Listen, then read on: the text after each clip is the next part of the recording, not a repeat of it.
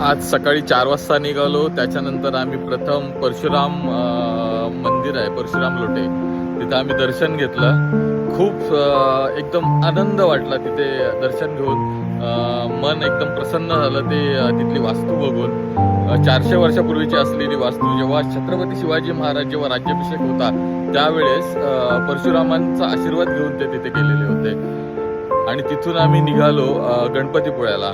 गणपतीपुळ्याला येताना तवसाल मार्गे आलो. तवसाळ ते जयगड जेटीवरून त्या मार्गे आम्ही आलो.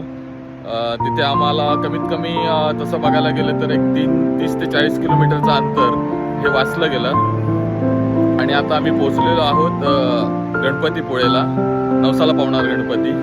आणि हा आहे आमचा मागचा रिसॉर्ट, सागर रिसॉर्ट म्हणून. तर तिथे आहेत. तसं आत्ताचं वातावरण एकदम ढगाळ झालेलं आहे. थोडाफार पाऊस पडून जी मागे जी हिरवळ दिसते खूप सुंदर अशी दिसते. आणि हा थोडाफार समुद्र असा खवळलेला दिसतो. ही तर सुरुवात आहे आता पावसाची. थँक्यू.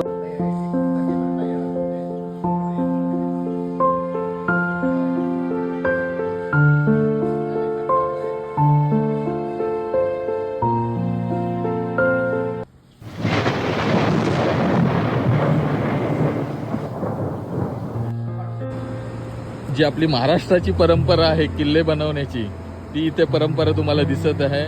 रितेश ठाकूर आणि आमचा रोहन ठाकूर, रियान, भार्गवी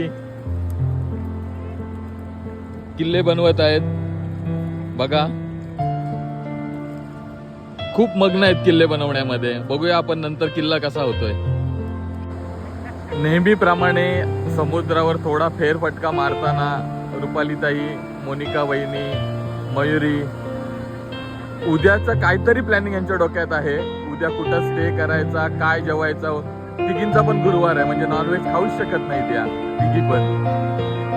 काहीतरी वेगळा डिसिजन आहे यांच्या मनामध्ये. ते आता आल्यावरच समजेल आपल्याला.